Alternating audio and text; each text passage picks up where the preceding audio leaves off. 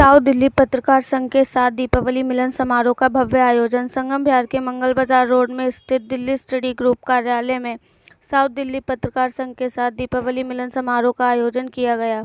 इस अवसर पर भाजपा के वरिष्ठ नेता डॉक्टर विजय जॉली और उनकी टीम ने पत्रकारों का सम्मान किया और कार्यक्रम में भाग लिया।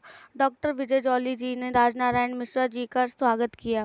डॉक्टर जॉली जी ने पत्रकारों की समाज में अहम भूमिका पर प्रकाश डालते हुए कहा कि वे सरकार और समाज के मुद्दों को जन जन तक पहुंचाते हैं और समाज को जागरूक करने में महत्वपूर्ण योगदान देते हैं।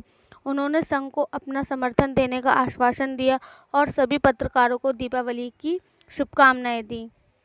साउथ दिल्ली पत्रकार संघ के अध्यक्ष राजनारायण मिश्रा जी ने डॉक्टर जॉली का धन्यवाद करते हुए कहा कि यह आयोजन पत्रकार के मान सम्मान को और बढ़ाने का महत्वपूर्ण अवसर था। संगठन के केवल 1.5 महीने के निर्माण के बावजूद इस समारोह में बड़ी संख्या में पत्रकार सदस्य मौजूद थे, जिससे संघ की एकता और मजबूती का परिचय मिला। देखिए हमारे संवाददाता अखिलेश गुप्ता की खास रिपोर्ट।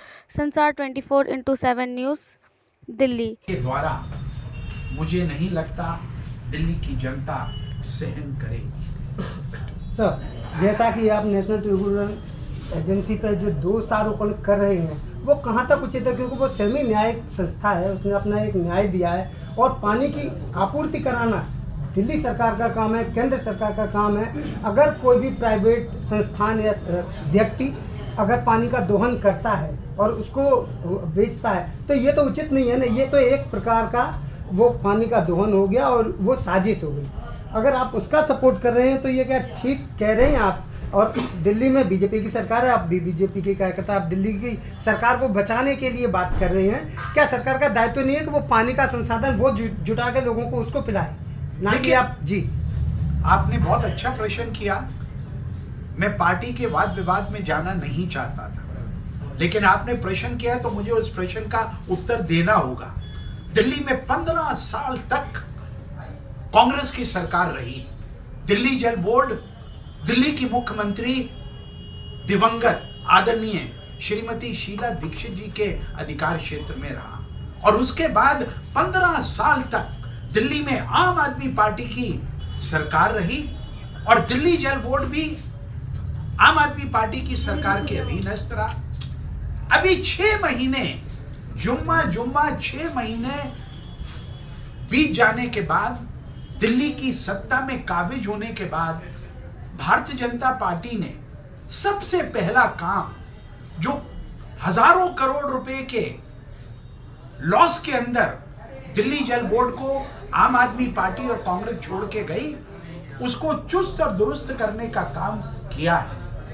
1111 जीपीएस युक्त दिल्ली जल बोर्ड के टैंकर, जीपीएस का मतलब जहां के लिए वो टैंकर अनुमोदित होगा वहीं पर टैंकर जाएगा।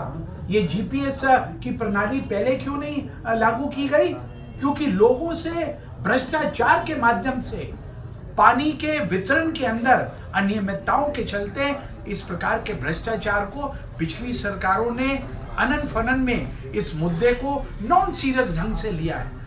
मुझे आशा है मेरी पार्टी, जिसका मैं स्वयं सेवक हूं, मैं कार्यकर्ता हूं, मेरी अपेक्षा है मेरी सरकार इस पूरे मुद्दे के ऊपर, जो उसकी कारगुजारी के कारण नहीं है, एनजीटी हरित प्राधिकरण, राष्ट्रीय हरित प्राधिकरण, नेशनल ग्रीन ट्रिब्यूनल, उसके एक न्यायिक निर्णय के कारण आज जो परिस्थितियां बनी हैं और उन परिस्थितियों के प्रति एक गंभीरता पूर्वक उनकी तरफ ध्यान दिलाने के लिए कांग्रेस के मित्रों ने नहीं, आम आदमी पार्टी के मित्रों ने नहीं, भारतीय जनता पार्टी के एक दिल्ली के पूर्व विधायक डॉक्टर विजय जॉली ने दिल्ली सरकार के समक्ष दिल्ली की जनता की इस दुविधा को उनके समक्ष रखा है और ये बताता है मेरी सरकार, मेरे पार्टी के मंत्री, मेरी पार्टी के संबंधित